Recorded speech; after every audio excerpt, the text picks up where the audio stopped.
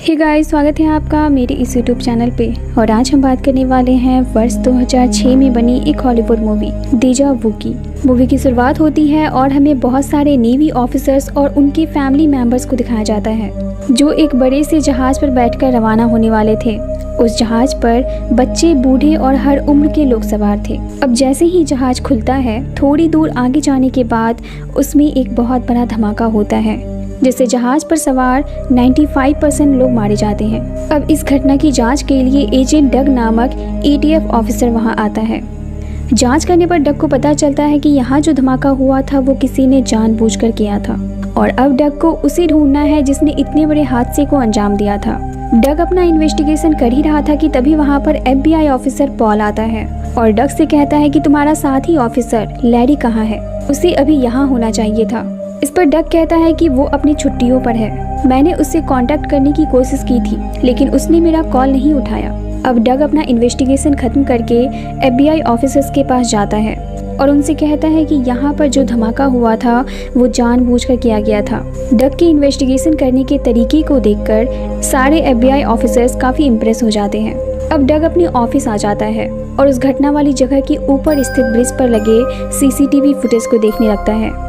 इसी दौरान डग का एक साथी ऑफिसर उससे कहता है कि तुम्हारे लिए किसी लड़की का कॉल आया था और वो तुम्हारे बारे में पूछ रही थी कि तुम कैसे दिखते हो। डग ये सुनकर थोड़ा हैरान हो जाता है।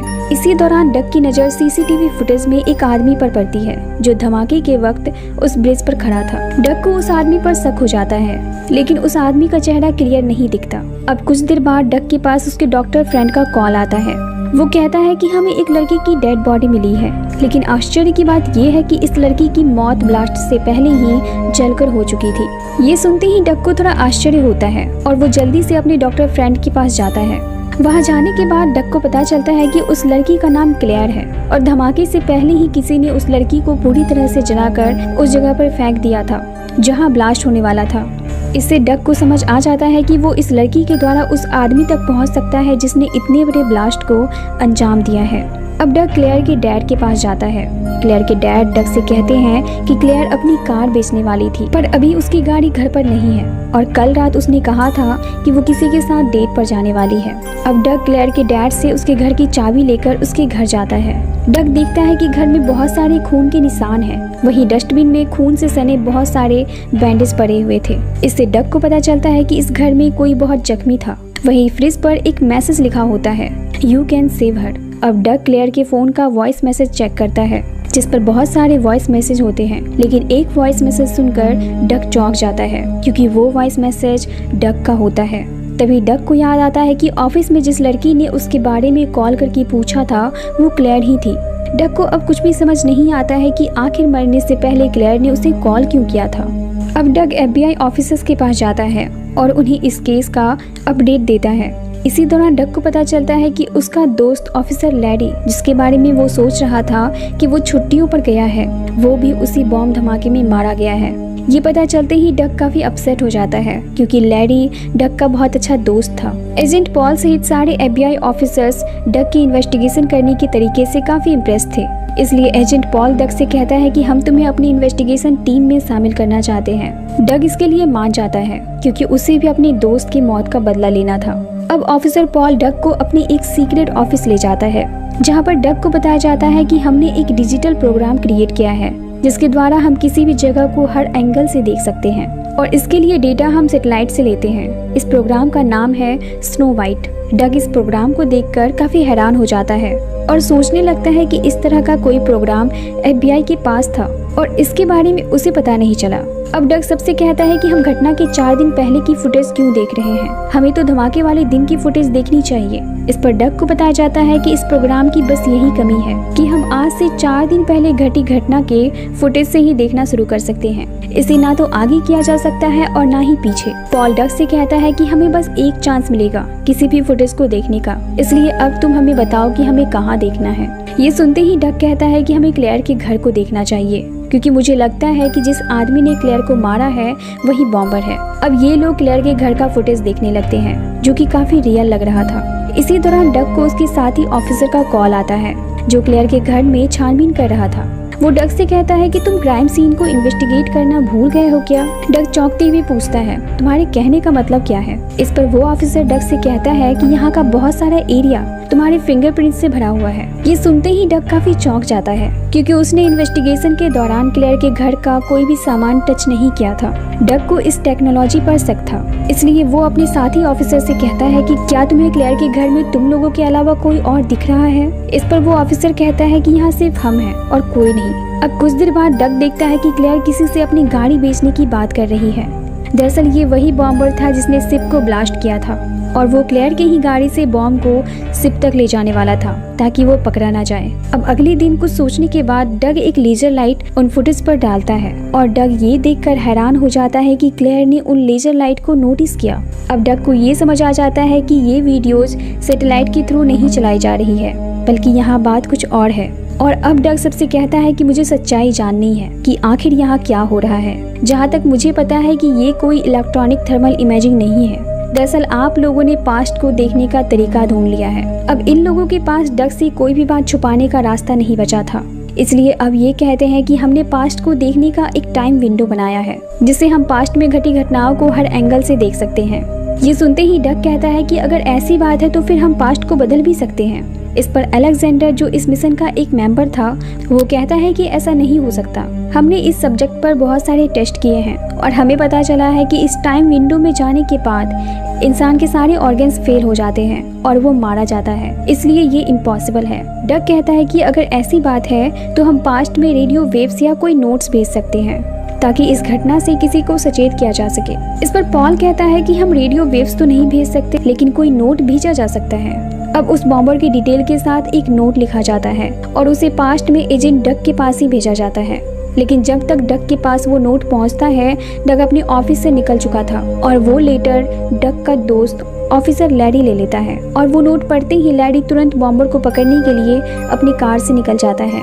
लैडी उस बॉम्बर को पकड़ने ही वाला होता है कि तभी वो बॉम्बर लैडी को शूट कर देता है और उसे अपनी गाड़ी में लेकर जाने लगता है। ये देखते ही डग उस बॉम्बर का गूगल रिग नामक एक वर्चुअल डिवाइस से पीछा करता है।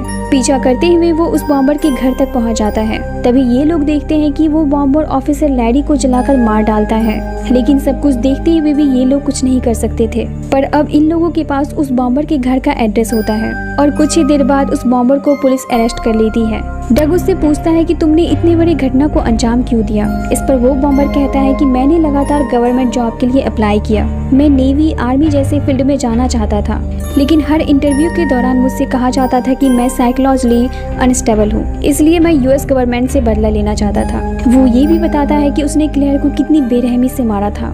उससे बात करने के बाद डग को भी समझ आ जाता है ये सच में साइकोलॉजिकली अनस्टेबल है। अब डग FBI ऑफिसर के पास जाता है, वहाँ पॉल भी होता है। वो ऑफिसर डग से कहता है कि अब तुम्हारा काम खत्म हुआ। इस पर डग कहता है कि हम इतनी बड़ी घटना को पास्ट में जाकर रोक सकते हैं, लेकिन ये लोग डग से कहते हैं कि ये इम्पॉसिबल है, ऐसा नहीं किया जा सकता। लेकिन डग को कहीं ना कहीं यकीन होता है कि वो पास्ट में जाकर इस घटना को होने से रोक सकता है। इसलिए अब डग उस मिशन के ऑफिसर अलेक्जेंडर को कॉल करता है और उससे रिक्वेस्ट करता है कि वो उसकी मदद करे इतने बड़े ब्लास्ट को टालने में। और इस बार अलेक्जेंडर मान जाता है। वो रात में चुपके से डग को लैब में बुलाता है।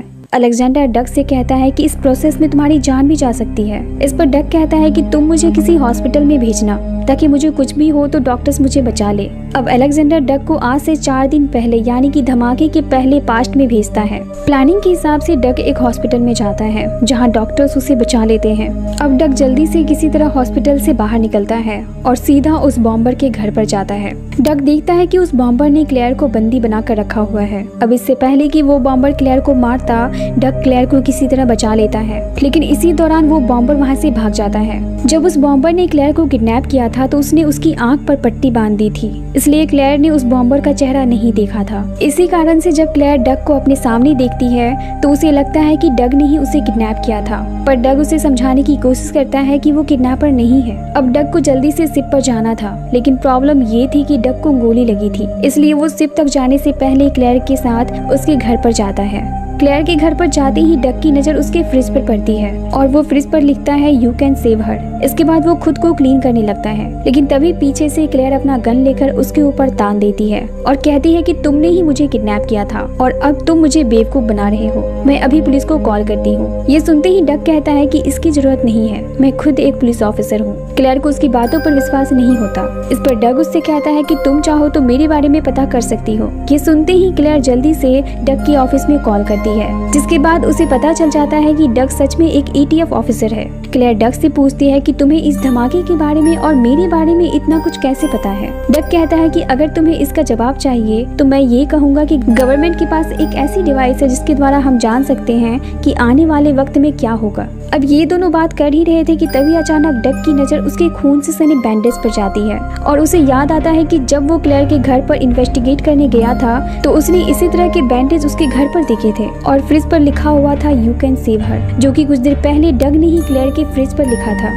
और उसे ये भी याद आता है कि उसके दोस्त ने उससे कहा था कि तुम्हारे बहुत सारे फिंगरप्रिंट्स क्लेयर के घर पर मौजूद है, जबकि उस वक्त डग ने क्लेयर के घर का कोई भी सामान टच नहीं किया था। और क्लेयर का फोन ऑफिस में आना जो कि उसने अभी उसके सामने ही किया था। डग को अब ये समझने में देर नहीं लगती कि उसने पास्ट को बिल्कुल नहीं बदला है और यहाँ डग को ये भी पता चलता है कि उसने पास्ट में पहली बार ट्रेवल नहीं किया है। वो इससे पहले भी यहाँ आ चुका था, लेकिन उसका मिशन कंप्लीट नहीं हुआ था। अगर उसका मिशन कंप्लीट होता तो वो सिप के सारे लोगों को बचा लेता, क्लेयर को मरने से भी बचा लेता, पर ऐसा कुछ भी नहीं हुआ था और अभी वो फिर से पास्ट में ट्रेवल कर रहा है। अब वो क्लेयर की तरफ देखता है और उससे कहता है कि मैंने पास्ट को नहीं बदला, अब तुम्हारी जान खतरे में है, तुम मेरे साथ चलो। डग क्लेयर के साथ उस शिप तक पहुंचता है जहां ब्लास्ट होने वाला था, ताकि ये जल्द से जल्द उस बॉम्बर को पकड़कर ब्लास्ट होने से रोक सके और उसे पुलिस के हवाले कर दे। अब ये दोनों क्लेयर की वो कार लेकर भागने की कोशिश करते हैं जिसमें बॉम्ब रखा हुआ था, लेकिन तभी वहाँ पर वो बॉम्बर आ जाता है और बहुत देर तक इन लोगों के बीच फायरिंग चलती है, लेकिन आखिर में डग उस बॉम्बर को शूट करके मार डालता है। अब ये दोनों देखते हैं कि ब्लास्ट होने में अब कुछ ही सेकंड्स बाकी है, इसलिए ये दोनों उस गाड़ी को लेकर पानी में कूद जाते हैं। उस गाड़ी से क्लेयर किसी तरह बाहर आ जाती है, लेकिन डग वहाँ से बाहर नहीं निकल पाता और वो बॉम्ब ब्लास्ट हो जाता है और इस बार डग अपनी जान देकर शिप के सारे लोगों की जान बचा लेता है। डग की मौत से क्लेयर काफी दुखी हो जाती है क्योंकि वो डग को पसंद करने लगी थी, लेकिन अचानक क्लेयर ये देखकर हैरान हो जाती है कि उसके सामने से डग चलकर आ रहा है। दरअसल ये प्रेजेंट टाइम का डग होता है। अब क्लेयर इस टाइम ट्रेवल की पहेली को अच्छी तरह से समझ चुकी थी कि जिस डग से वो मिली थी वो डग टाइम ट्रेवल के द्वारा 4 दिन पहले उसके साथ था, जो ब्लास्ट में मारा जा चुका है, लेकिन ये डग फ्यूचर यानी कि प्रेजेंट टाइम का डग है और अब क्लेयर फिर से डग से मिलकर काफी खुश थी। इसी के साथ इस मूवी का द एंड होता है। इसी तरह की मूवीज एक्सप्लेनेशन वीडियोस देखने के लिए मेरे वीडियोस को लाइक करें और चैनल को सब्सक्राइब जरूर करें। Thank you.